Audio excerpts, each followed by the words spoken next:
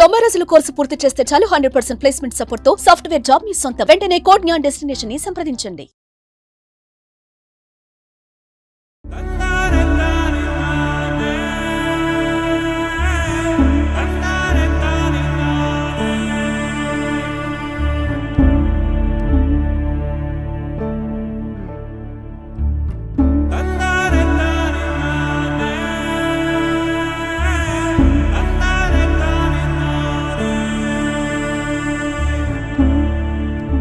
ఏమైందని చెప్పి ఊరికైతే దొరికినా నేను అంబులెన్స్ పోతాను, నా కళ్ళ ముందు పోతాంది, నేను అందుకోవాలని చెప్పి దొరికితే నాకు ఇక్కడ ఆశ్చర్యం అయింది.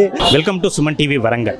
మనం వరంగల్లోని క్యూర్వెల్ ఆసుపత్రిలో ఉన్నాం. వరంగల్లో ఒక ప్రసిద్ధమైన ఆసుపత్రిలో ఇదొకటి. అయితే గత కొద్ది రోజులుగా అది చిన్న హాస్పిటల్ అయినా పెద్ద హాస్పిటల్ అయినా కూడా మొత్తం మీద ఠాగూర్ సినిమాలోని సన్నివేశాలు రిపీట్ అవుతున్నాయి. ఇక్కడ కూడా క్యూర్వెల్ హాస్పిటల్లో ఇదే జరిగింది. దీనికి సంబంధించిన వివరాలు విశేషాలు ఒకసారి చెప్పాల్సి వస్తే, స్థానికంగా అంటే పీసర అత్తగారు, తర్వాత గవిచర్ల ప్రాంతానికి, సంగం మండలం గవిచర్ల ప్రాంతానికి చెందిన ప్రవల్లిక అనే అమ్మాయి, ఇది రెండవ డెలివరీ. ఇంతకుముందు ఒక బాబు ఉన్నాడు, ఒక 6 సంవత్సరాల బాబు. ఇప్పుడు రెండవ డెలివరీ కోసం ఈ ఆసుపత్రిని రెగ్యులర్గా వాళ్ళు తల్లిదండ్రులు కాంటాక్ట్ చేస్తున్నారు. రెండవ డెలివరీకి సంబంధించి కూడా 2 రోజుల క్రితం ఆదివారం సాయంత్రం ఈ ఆసుపత్రిలో చేర్చారు. చేర్చిన తర్వాత కూడా హాస్పిటల్ నుంచి కూడా డాక్టర్ హేమ ఇక్కడ ఎవరు కూడా పెద్దగా సమాచారం, సరైన ఇన్ఫర్మేషన్ లేదు. చేరిన తర్వాత డెలివరీ కోసం తీసుకెళ్లారు. బాగానే అయిందని చెప్పారు. పాప పుట్టిందని కూడా సంతోషంగా చెప్పిన తర్వాత ఆ పరవశంలో ఉన్న అమ్మాయి కొద్దిసేపు అయిన తర్వాత ప్రవళిక పరిస్థితి విషమించింది. బాగా బ్లీడింగ్ అవుతుందన్న కారణంతో రక్తం తీసుకురావాల్సిందిగా అప్పుడు రక్తం అందుబాటులో లేకపోవడం, హాస్పిటల్లో సమీప ప్రాంతంలోని ఏదైతే బ్లడ్ బ్యాంకులు ఉన్నాయో అక్కడ కూడా రక్తం అందుబాటులో లేకపోవడం, కొన్ని గంటల పాటు ఎవరైతే ప్రవళిక భర్త, ప్రవళిక తమ్ముడు, ఈ ఇద్దరు కూడా చాలాసేపు రక్తం కోసం తిరిగారు. కొద్దిసేపు అయిన తర్వాత మళ్ళీ రక్తం అందించారు. చిన్న చిన్న టెక్నికల్ కారణాలతోని, శరీర సాంకేతిక కారణాలతోని ఇబ్బంది పెట్టారు. అప్పటికే అమ్మాయి చనిపోయిందని బంధువులు భావిస్తున్నారు, కానీ బాగానే ఉన్నదని వాళ్ళు నమ్మించారని వీళ్ళు ఆరోపిస్తున్నారు. అక్కడి నుంచి ఇక్కడ విశేషం ట్విస్ట్ ఏమిటంటే, ఏదైతే క్యూర్వెల్ హాస్పిటల్ ఉన్నదో, క్యూర్వెల్ ఆసుపత్రి డాక్టర్ హేమ కావచ్చు, ఆసుపత్రి యాజమాన్యం కావచ్చు, బంధువులకు ఏమీ చెప్పలేదు. కేవలం సినిమాల్లాగా హడావిడి చేయడం, తర్వాత ఇంకా కొన్ని పైసలు కట్టించడం, తర్వాత రక్తాన్ని తెప్పించడం ఇక్కడి వరకు జరిగింది. చివరకు నిన్న రాత్రి అంటే సోమవారం రాత్రి మళ్ళీ హుటాహుటిన ఎవరైతే పేషెంట్ ఆపదలో ఉంటే బంధువులకు తప్పనిసరిగా ఇన్ఫర్మేషన్ ఇస్తారు, లేదా బంధువులను తోడుకొని వేరే హాస్పిటల్కి వెళ్తారు. కానీ ఇక్కడ మాత్రం విశేషం ఏంటంటే, బంధువులు ఎవరికి చెప్పలేదు, బంధువులను ఎవరిని వెంట పంపించలేదు. క్యూర్వెల్ ఆసుపత్రి యాజమాన్యం మాత్రమే అంబులెన్స్ను సిద్ధం చేసి స్థానికంగా హనుమకొండలో ఉన్న ఏకశిల మ్యాక్స్ కేర్ హాస్పిటల్కి తరలించారు. అప్పటికే బంధువుల ఆరోపణ ఏంటంటే, మాకేమి ఇన్ఫర్మేషన్ ఎందుకు చెప్పలేదు, ఎలాంటి సమాచారం ఎందుకు ఇవ్వలేదు, సమాచారం ఇచ్చిన తర్వాత కూడా అసలు అక్కడికి ఆమె విగతజీవిగా ఉంది కానీ మాకు చెప్పకుండా తరలించారు, ఇదంతా కూడా ఒక సినిమాల్లాగా నాటకం ఆడారని మ్యాక్స్ కేర్ వెళ్ళిన తర్వాత అక్కడి వైద్యులు అప్పటికే దాదాపుగా చనిపోయినట్లుగా ధృవీకరించారు. దీంతో మళ్ళీ పోస్ట్ మార్టానికి ప్రవళిక మృతదేహాన్ని పంపించారు. పుట్టిన పాప మాత్రం ఇప్పుడు క్యూర్వెల్ ఆసుపత్రిలోనే ఉంది, అంటే క్యూర్గా ఉంది. కానీ ఇటువంటి పరిస్థితులలో ఇంకా మరో విశేషం ఏమిటంటే, ఆ అబ్బాయి తమ్ముడు ఎవరైతే ఉంటారో ఆయన మెడికల్ రిప్రజెంటేటివ్గా పనిచేస్తున్నారు, హైదరాబాద్ నుంచి వచ్చారు. ఇదంతా హడావిడి చూసి ఆయనకి ఏమీ అర్థం కాకుండా అకస్మాత్తుగా పరిగెత్తుకొని వస్తే మెట్ల మించి దూకి కింద పడడం జరిగింది. అతని కాలు ఫ్రాక్చర్ అయింది. దాదాపు 2 నెలల విశ్రాంతి తీసుకోవాల్సిన పరిస్థితి. ఒకవైపు ఆ అమ్మాయి అంటే ఎవరైతే ఇంట్లో గృహిణి ఉన్నారో ఆ ప్రవళిక చనిపోవడం, తర్వాత పాప ఇంకా చికిత్స పొందుతుంటాం. వారి తమ్ముడు ఎవరైతే ఉంటారో ఇంటిని కాపాడాల్సిన వ్యక్తి, ఆ తమ్ముడికి ఈ ప్రమాదంలో కాలు విరిగి అడ్డం పడిపోవడం, ఇవన్నీ జరిగినా కూడా యథావిధిగా బిల్లులు కట్టియడం, రక్తం కోసం పంపించడం, ఇంకా ట్రీట్మెంట్ చేస్తున్నా నమ్మించడం, ఇవన్నీ కాకుండా మ్యాక్స్ కేర్ హాస్పిటల్కి పంపి బంధువులను కూడా ఎవరికి సరైన సమాచారం ఇవ్వకుండా మ్యాక్స్ కేర్ హాస్పిటల్కి పంపించడం, ఇది క్యూర్వెల్ హాస్పిటల్ యాజమాన్యం చేసింది. దీంతో బగ్గుమన్నారు చాలా వరకు నిన్నటి నుంచి కూడా. ఇవన్నీ వీళ్ళ అర్థనాదాలు, వీళ్ళ ఆవేశం, ఆవేదన ఇలా ఉంటే ఇంకా స్థానిక పోలీసులు లేకపోతే స్థానిక పోలీస్ స్టేషన్ సంబంధించిన వ్యక్తులు మాత్రం వీళ్ళెవరిని కూడా లోపలికి రానియకపోవటమే కాకుండా వీళ్ళని దూరంగా పంపించే ప్రయత్నాల్లో వాళ్ళే కూడా పోలీసుల వల్ల చాలా ఇబ్బందులు పడ్డారు. దీంతో ఇప్పటికైనా వెంటనే తమకు న్యాయం చేయాలని, దీనికి సంబంధించిన పూర్తి సమగ్ర దర్యాప్తు జరగాలని బంధువులు కావచ్చు, వాళ్ళ కుటుంబ సభ్యులు కావచ్చు మొత్తం డిమాండ్ చేస్తున్నారు. ఇక్కడ మనం తెలుసు క్యూర్వెల్ ఆసుపత్రి ప్రాంగణంలో ఉన్నాం. పెద్ద సంఖ్యలో అటు గవిచర్ల నుంచి కావచ్చు, లేకపోతే పీసర గ్రామం నుంచి కావచ్చు, వాళ్ళంతా వందల సంఖ్యలో, వారి తల్లి కావచ్చు, పిన్ని కావచ్చు, వాళ్ళ తమ్ముడు ప్రస్తుతం మనతోనే ఉన్నాడు, వాళ్ళందరితో పాటు వందలాది మంది కుటుంబ సభ్యులు కూడా ఇక్కడ చేరుకున్నారు. పూర్తి స్థాయి దర్యాప్తు జరపాలి. అసలు ఎందుకు బ్లీడింగ్ అయింది, బ్లీడింగ్ అయిన విషయాలు మాకెందుకు చెప్పలేదు, దాదాపు 2 గంటలు చికిత్స చేస్తున్నామని ఎందుకు నమ్మించారు, నమ్మించినప్పుడు ఏం జరుగుతుందనేది పేషెంట్ ఎప్పుడైతే ఆరోగ్య పరిస్థితి మాకు చెప్పాలి, కానీ అటువంటి ఏం చెప్పలేదు. ఇవన్నీ అయిపోయిన తర్వాత మ్యాక్స్ కేర్ హాస్పిటల్ తరలించినప్పుడు ఏం జరుగుతుంది, తరలించిన తర్వాత కూడా మా బంధువులకు ఎందుకు చెప్పలేదు, బంధువులను వారి వెంట ఎందుకు పంపించలేదు అని వాళ్ళు ప్రధానంగా ఆరోపిస్తున్నారు. మరి ఈ ఆరోపణలకు పూర్తి స్థాయిలో క్యూర్వెల్ హాస్పిటల్ యాజమాన్యం జవాబు చెప్పాల్సిన అవసరం ఉంది. తెలిసింది ఏం జరిగిందో చెప్పండి. పాప పేరు చెప్పండి. నా బిడ్డ పేరు పరవలిక. నా బిడ్డను రేపు 10వ తారీఖు తీసుకురాలి ఆపరేషన్ చేస్తా అన్నది. ఈ హాస్పిటల్నే 10వ తారీఖు దాటద్దు పేగు మెడకేసుకొని ఉన్నది. అబ్బాయో అమ్మాయో నేను 10వ తారీఖు లోపు నేను ఆపరేషన్ చేసి నేను తీస్తా అన్నది. అంటే నేను నా బిడ్డను 10 గంటలకు నేను 9 తారీఖే తీసుకొచ్చిన. 9 తారీఖు తీసుకొని వస్తే ఆ నైట్ ఈడ పండుకున్నాం. నిన్న తెల్లారంగా నా బిడ్డకు బట్టలు వేసిండ్లు, లోపలి తీసుకుపోయిండ్లు. 9:30కు తీసుకుపోయిండ్లు నా బిడ్డను. 9:30కు తీసుకుపోయిన వాళ్ళు నా బిడ్డ తీసుకుపోతా అంటే అమ్మ బాయ్ అని చెప్పుకుంటా పోయింది, కొడుకు బాయ్ అని చెప్పుకుంటా పోయింది. నవ్వుకుంటా కిచ్చరా బిడ్డ. నా బిడ్డ 24 ఏండ్లే. తొలచూరు కాన్పు గుట్ట కింద కాన్లు అయింది నా బిడ్డ. ఆయన కొడుకు ఇగో ఈ కాన్పు 2వ కాన్పు. ఇప్పుడు కూడా అందుకే తీసుకుపోతాను. లోబడి పోయినాక ఆపరేషన్ చేసిండ్రు 2-3 గంటల సేపు అయినా పాపని తీసుకొత్తలేరు. నా బిడ్డ వత్తలేదు అని నేను డోరు కుదుడు అడిగిపోయి నువ్వు పో, నీ బిడ్డకు ఆపరేషన్ చేయలే, ఇంకా కొత్త డాక్టర్ రాలే, మేము ఆడ ఆపుతానం అన్నారు. నా బిడ్డని ఇంతసేపు ఆపుతాను అని ఆడికి నేను ఏడ్చుకుంటా ఊకే డోర్ గుద్దుకుంటాడ నిలబడ్డా. నా బిడ్డకు మత డాక్టర్ వచ్చిండని చూదిచ్చిండ్లో. నా బిడ్డను చేసినాం ఆపరేషన్ చేసినాం అన్నారు. మా బిడ్డని తీసుకుని నా మనవరాలను తీసుకొచ్చి మా అల్లుని చేతిలో పెట్టిండ్రు. నా బిడ్డ ఎట్లున్నది మంచిగా ఉన్నదా అన్న. నీ బిడ్డ బాగానే ఉన్నది కాకుండా ఆపరేషన్ చేయనా మరి ఇట్లనే అన్నది. చెయ్యండి మేడం ఆయన మా అల్లుడు చెప్పిండు. చేస్తానన్నది బాగున్నది మంచిగా ఉన్నది చేస్తా అన్నది. ఇంత లేట్గా ఎందుకు అవుతుంది నా బిడ్డ కన్నా అంటే నీ బిడ్డకు పేగులు సదిరి కుట్లెత్తాను మత డాక్టర్ రాలేదు లేట్ అయింది అన్నది. అన్నాక నా బిడ్డను 4 గంటలకి ఇతనికి తీసుకొచ్చింది. 2 గంటల 2 అవుతుంది ఇతనికి తీసుకొచ్చింది. ఇగో పాలికని తీసుకొస్తాను చూపెడతాం రా అన్నది. ఉరికిన మా అల్లుడు చూసిండు, నా కొడుకు చూసిండు, నేను చూసిన. ఆ రూమ్లో తీసుకొచ్చింది. ఆ రూమ్లో వేసిండ్లు, ఆకు చీతను పెట్టిండ్లు, అదేమో మిషన్లు నడిచేది పెట్టిండ్లు. నా బిడ్డ దగ్గర నేను మళ్ళీ పోయి వస్తానని మల్లూరికినా. మల్లూరికి ఏమనిపిస్తుంది బిడ్డ నీకు చెప్పే బిడ్డ గింతసేపు చేసిండే నీకు ఆపరేషన్ బిడ్డ అన్న. అమ్మ నా తలకాయ తిరుగుతుంది, నా గొంతు గుంజుకపోతుంది అమ్మ, నాకు దూపు అవుతుంది అమ్మ అన్నది. నా బిడ్డ ఎట్లా చేస్తుంది 1 మాట 2 మాటలు అన్నది ఎట్లా చేస్తుంది అని నేను ఏడ్చుకుంటూ చెప్తే ఉరికి తిల్లు డాక్టర్లు 5-6 అవేంటో పెట్టి చూసిండ్లు. బీపీ చూసిండ్లు. బీపీ చూసి బీపీ టవన్ అయింది, లోపలి తీసుకుపోవాలని మళ్ళీ నా బిడ్డను లోపలి తీసుకుపోయిండ్లు. లోపలి తీసుకుపోయి మళ్ళీ మత డాక్టర్కి ఫోన్ చేసింది. మత డాక్టర్ని రప్పించింది. మళ్ళీ నా అల్లుడికి నా కొడుకు బెడ్ కావాలా, బెడ్ అవసరం ఉంటుందని తోలుతా అంది నా కొడుకు. నా బిడ్డ నా అల్లుడు 30,000 బెడ్ కొనుక్కొచ్చి తాన్లు పాకెట్లు ఎక్కిస్తాంది. ఎక్కిస్తాండు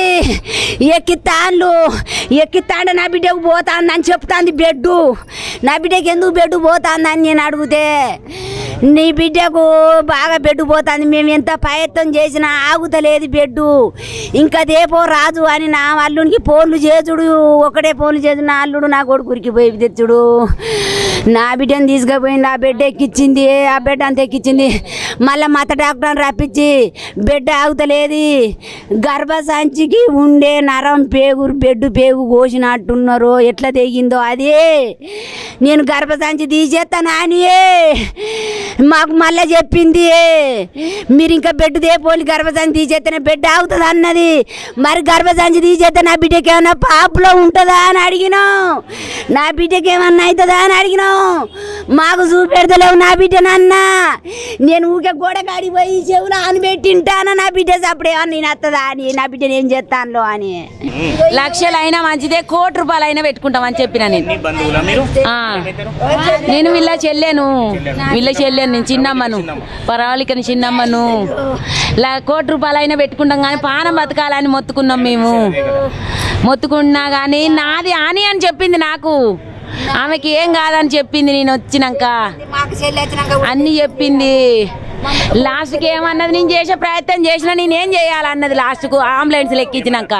ఏమా డాక్టరే ఆల్రెడీ ఆమె పేక్ కట్ చేసిర్రు. విషాదం ఏమిటంటే ప్రవళిక సోదరుడు ప్రవీణ్ కూడా ఇక్కడ ఉన్నారు.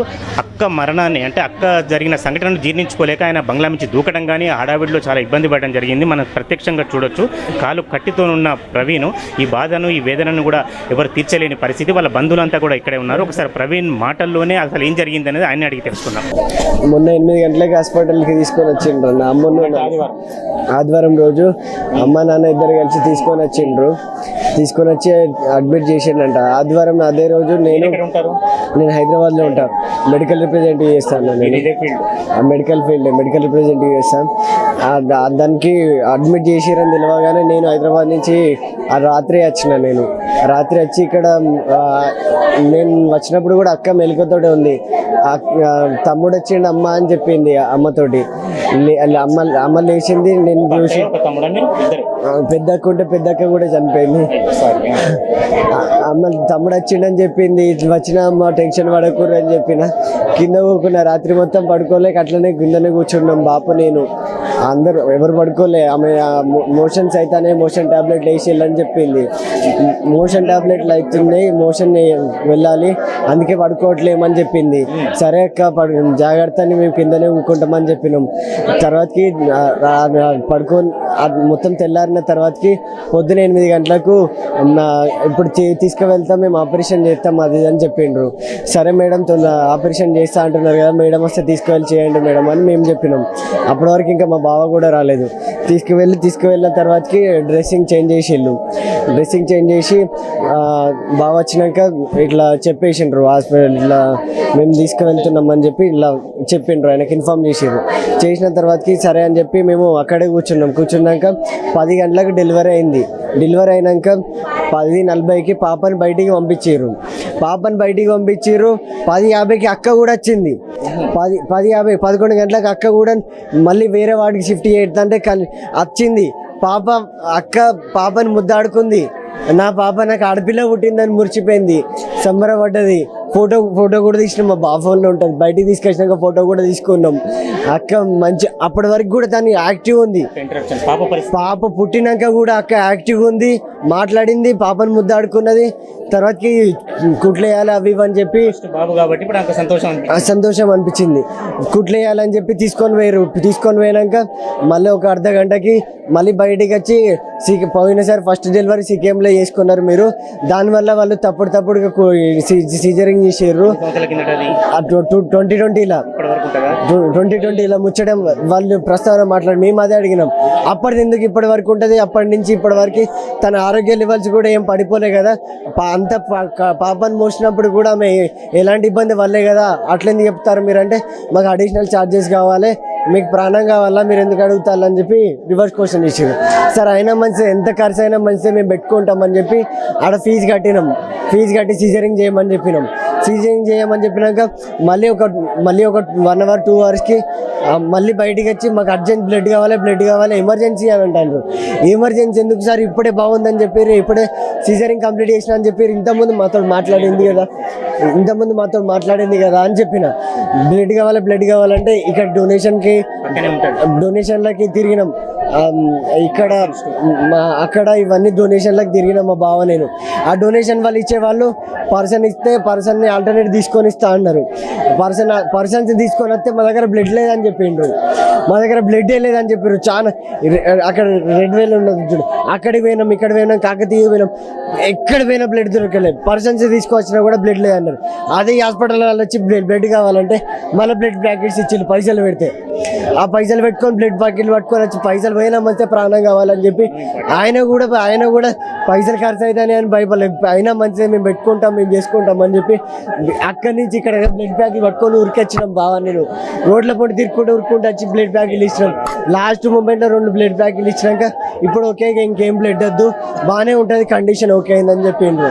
అమ్మ మంచిగానే ఉన్నదని చెప్పిండ్రు కదా అని చెప్పి బ్లడ్ కోసం తిరిగి అలసిపోయినాం కదా అని చెప్పి పోయి ఇట్లా ఒరిగిన అంతే. ఒరిగినాక తర్వాతకి ఆమెను అర్ధ గంటనో ఉంచిర్రు అంతే. గంటకి బ్లడ్ ఎక్కించింది తెలియదు, ఏం చేసింది తెలియదు. మాకు ఎవరికి ఇన్ఫార్మ్ చేయకుండా ఆమెను తీసుకొని అంబులెన్స్లో తీసుకువెళ్తున్నారు. అమ్మ నన్ను లేపి అక్కని తీసుకుపోతున్నారు లేరా అక్కని తీసుకుపోతున్నది అంటే అదే అవదు. నాకు ఊరికొచ్చి ఇక్కడ పడ్డా, నేను ఊరికొచ్చి ఇక్కడ పడ్డా, నా అక్కని ఎక్కడ తీసుకుపోతాను, దానికి ఏమైంది అప్పటిదాకా ఎవరికి ఏం కాదు మంచిగా ఉన్నాం. నాకు ఏమైంది అని చెప్పి ఊరికొచ్చి దొరికినా నేను. అంబులెన్స్ పోతాను, నా కళ్ళ ముందు పోతుంది, నేను అందుకోవాలని చెప్పి దొరికితే నాకు ఇక్కడ మ్యాచ్ అయింది. అక్కడ కింద పట్టుని కూడా హాస్పిటల్లో లోపల పట్టించుకోలే. ఫోన్లు ఏమన్నా కూడా ఫోన్లు వేయలే, ఫోన్లు వేసుకుంటాం, ఎవరికైనా చేసుకొని రప్పించుకుంటా అన్నా కూడా ఫోన్లు వేయలేదు. ఆగా చేసిండు మమ్మల్ని, మా అక్కడ ఆగా చేసిండు. యాక్టివ్ ఉన్న అమ్మాయి పానం మింగిళ్ళు హాస్పిటల్. మెడికల్ ఫీల్డ్ కదా, మీకు ఏమనిపించింది హాస్పిటల్ దౌర్జన్యమే. యాక్చువల్గా మేడం అక్కడ జూనియర్లు చేసిళ్ళు ఆపరేషన్, మళ్ళీ 3 ఆపరేషన్లు చేసిళ్ళంట. ఆ అమ్మాయి కండిషన్ ఏంది, ఒకటి ప్రెగ్నెన్సీ కోసం చేసిళ్ళంట, గర్భసంచి కోసం చేసిళ్ళట, ఇంకొకటి చేసిళ్ళట. అది రాంగ్ స్టిచ్చింగ్ అని చెప్పి 3 ఆపరేషన్లు. అబ్బాయి ఆ పర్సన్ మీద 24 hours చేస్తే పరిస్థితి ఏంది, చచ్చిపోదా? తెలిసి కూడా వాళ్ళు ఇంతవరకు ఎవరు మా కళ్ళ ముందు రాలేదు, ఎవరు కూడా రావట్లేదు. నిన్న పోలీసు వాళ్ళు కూడా దౌర్జన్యం చేసిళ్ళు. పోలీసు వాళ్ళు మేము మాకు ఇట్లా అన్యాయం జరిగిందని లోపల ఊరుకుంటే ఈ కాలు మీద కొట్టి పంపించిళ్ళు నన్ను బయటికి.